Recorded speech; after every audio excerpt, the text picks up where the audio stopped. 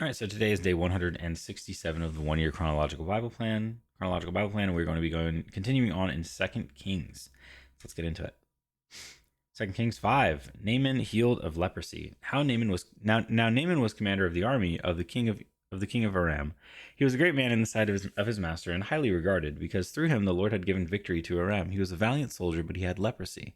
Now bands of raiders from Aram had gone out and had taken captive a young girl from Israel, and she served Naaman's wife.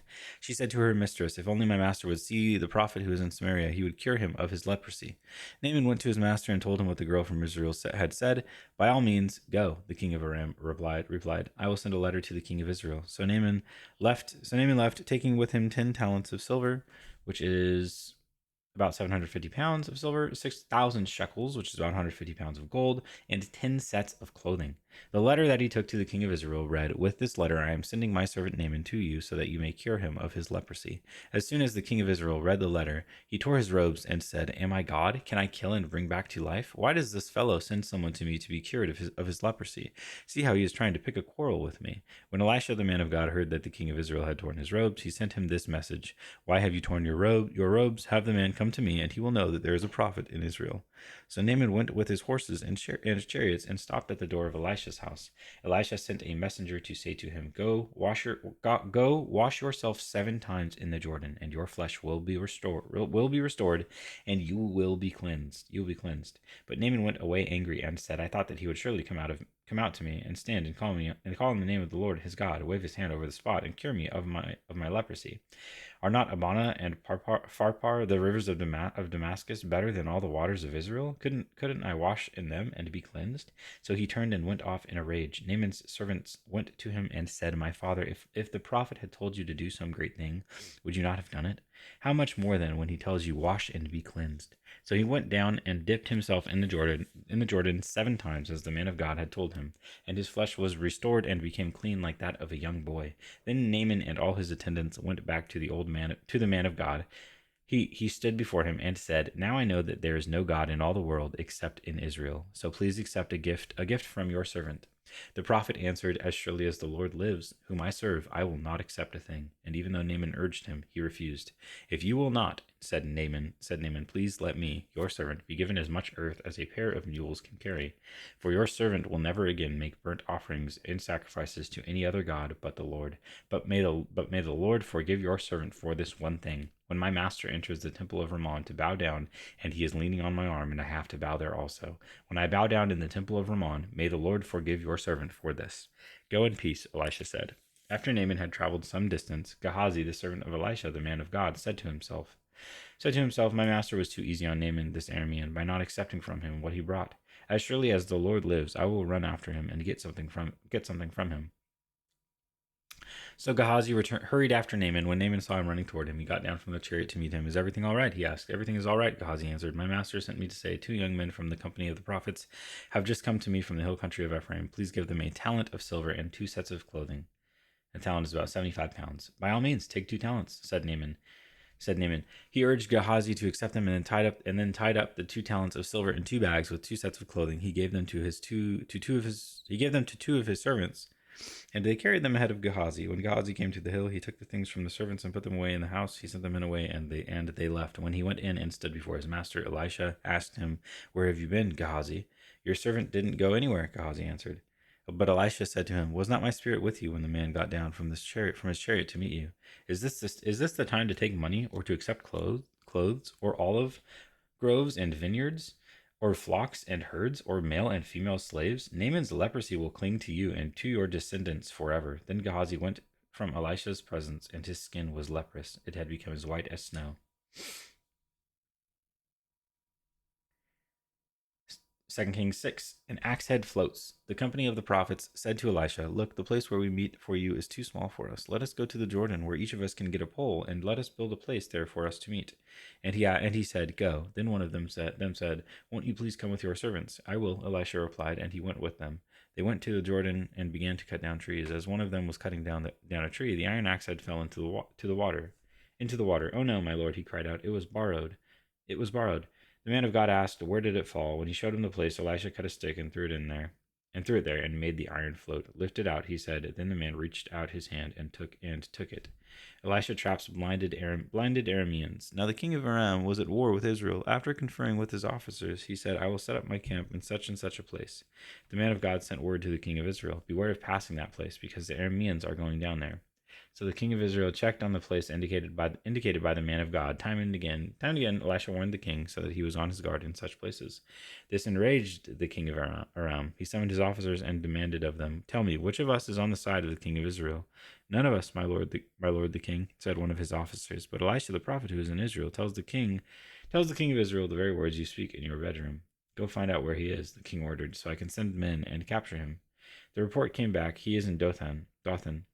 Then he sent horses and chariots and a strong force there. They went by night and surrounded the city.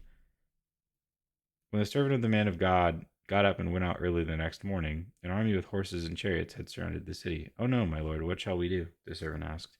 Don't be afraid, the prophet answered. Those who are with us are more than those who are with them. And Elisha prayed, Open his eyes, Lord, so that he may see. Then the Lord opened the servant's eyes, and he looked and saw the hills full of horses and chariots on fire all around Elisha. As the enemy came down toward him, Elisha prayed to the Lord, Strike this army with blindness. So he struck them with blindness, as Elisha had asked. Elisha told them, This is not the road, and this is not the city. Follow me, and I will lead you to the man you are looking for. And he led them to Samaria. After they entered the city, Elisha said, Lord, open the eyes of these men so they can see. Then the Lord opened their eyes, and they looked. And there they were inside Samaria. When the king of Israel saw them, he asked Elisha, Shall I kill them, my father? Shall I kill them? Do not kill them, he answered. Would you kill those you have captured with your own sword or bow? Set food and water before them so that they may eat and drink and then go back to their master. So he prepared a great feast for them. And after they had finished eating and drinking, he sent them away, and they returned to their masters. So the bands from Aram stopped raiding Israel's territory. Famine and besieged Samaria. Sometime later, Ben-Hadad, king of Aram, mobilized his entire army and marched up and laid siege to Samaria. There was a great famine in the city. The siege lasted so long that a donkey's head sold for 80 shekels of silver, which is about 2 pounds of silver, and a quarter of a cab, which is about a quarter pound of seed pods, and for 5 shekels, which is about 2 ounces. As the king of Israel was passing by on the wall, a woman cried to him, Help me, my lord the king. The king replied, If the Lord does not help you, where can I get help for you? From the threshing floor? From the winepress? Then he asked her, What's the matter? She answered, This woman said to me, Give up your son so we may eat him today. And tomorrow we'll eat my son. So we cooked my son and ate him. The next day I said to her, Give up your son so we may eat him. But she had hidden him. When the king heard the woman's words, he tore his robes, and he went along the wall. The people looked, and they saw that under his robes he had sackcloth on his body. He said, May God deal with me, be it ever so severely, if the head of Elisha, son of Shaphat, remains on his shoulders today. Now Elisha was sitting in his house, and the elders were sitting with him. The king sent a messenger ahead, but before he arrived, Elisha said to the elders, Don't you see how this murderer is sending someone to cut off my head? Look, when the messenger comes, shut the door and hold it shut against him. Is not the sound of his master's footsteps behind him? While he was still talking to them, the messenger came down to him. The king said, This disaster is from the Lord. Why should I wait for the Lord any longer? 2 Kings 7. Elisha replied, Hear the word of the Lord. This is what the Lord says. About this time tomorrow, a seah of the finest flour, which is about 12 pounds of the finest flour, will sell for a shekel, which is about 2/5 of an ounce, and 2 seahs, which is probably about 20 pounds, of barley for a shekel at the gate of Samaria.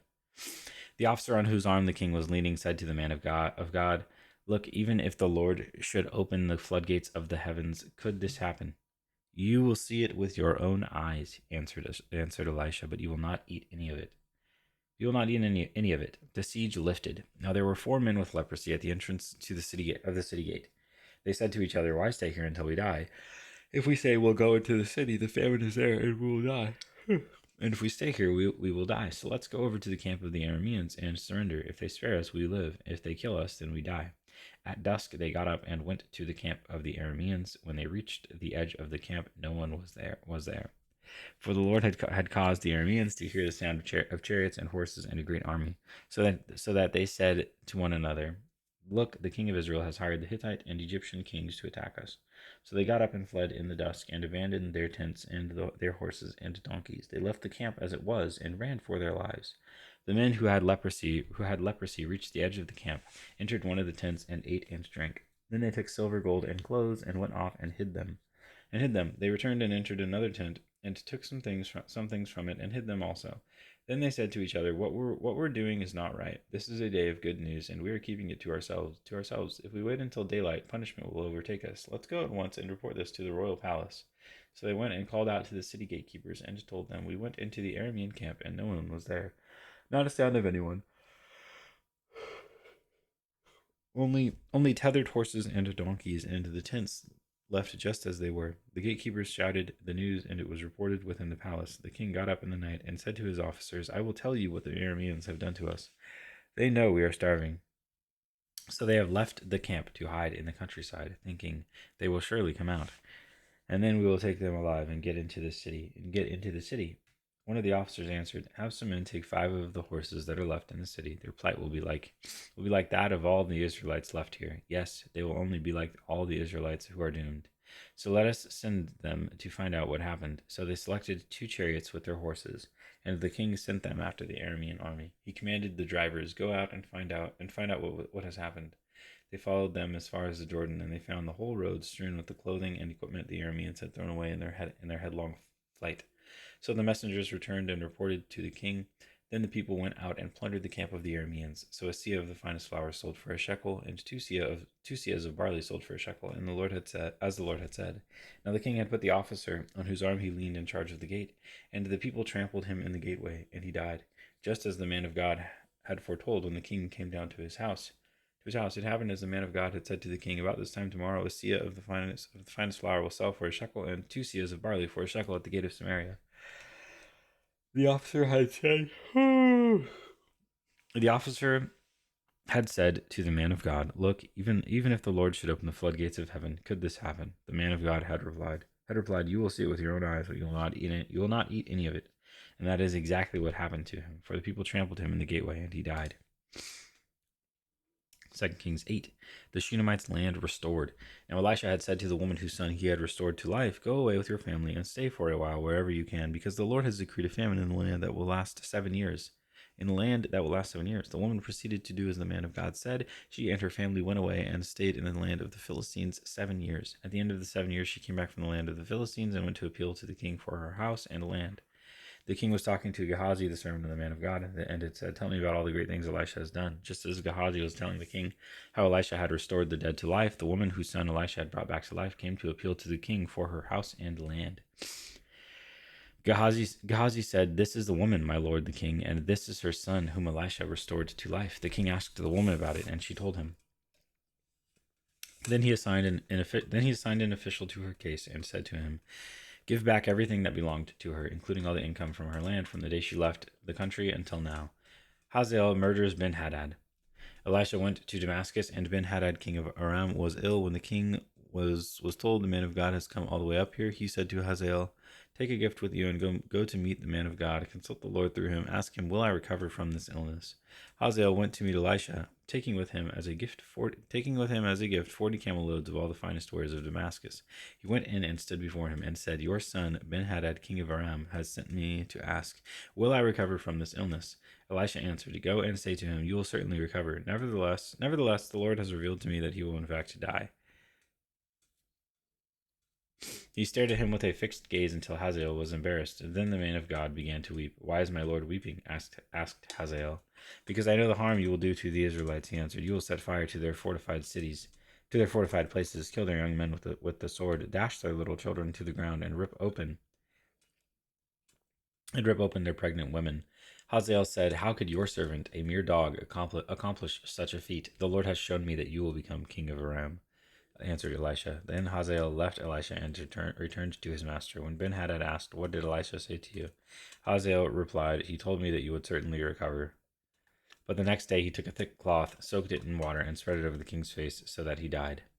Then Hazael succeeded him as king. Jehoram, king of Judah. In the 5th year of Joram, son of Ahab, king of Israel, when Jehoshaphat was king of Judah, Jehoram, son of Jehoshaphat, began his reign as king of Judah. He was 32 years old when he became king, and he reigned in Jerusalem 8 years. He followed the ways of the kings of Israel, as the house of Ahab had done, for he married a daughter of Ahab. He did evil in the eyes of the Lord. Nevertheless, for the sake of his servant David, The Lord was not willing to destroy Judah. He had promised to maintain a lamp for David and his descendants forever. In the time of Jehoram, Edom rebelled against Judah and set up its own king. So Jehoram went to Zer with all his chariots. The Edomites surrounded him and his chariot commanders, but he rose up and broke through by night. His army, however, fled back home. To this day, Edom had been in rebellion against Judah. Libnah revolted at the same time. As for the other events of Jehoram's reign and all he did, are they not written in the book of the annals of the kings of Judah? Jehoram rested with his ancestors and was buried with them in the city of David. And Ahaziah, his son, succeeded him as king. Ahaziah, king of Judah, in the 12th year of Joram, son of Ahab, king of Israel. Ahaziah, son of Jehoram, king of Judah, began to reign. Ahaziah was 22 years old when he became king, and he reigned in Jerusalem 1 year. His mother's name was Athaliah, and a granddaughter of Omri, king of Israel. He followed the ways of the house of Ahab and did evil in the eyes of the Lord, as the house of Ahab had done, for he was related by marriage to Ahab's family. Ahaziah went with Joram, son of Ahab, to war against Hazael, king of Aram. At Ramoth Gilead, the Arameans wounded Joram, so King Joram returned to Jezreel to recover from the wounds the Arameans had inflicted on him at Ramoth in his battle with Hazael, king of Aram. Then Ahaziah, son of Jehoram, king of Judah, went down to Jezreel to see Joram, son of Ahab, because he had been wounded. And that is day 167.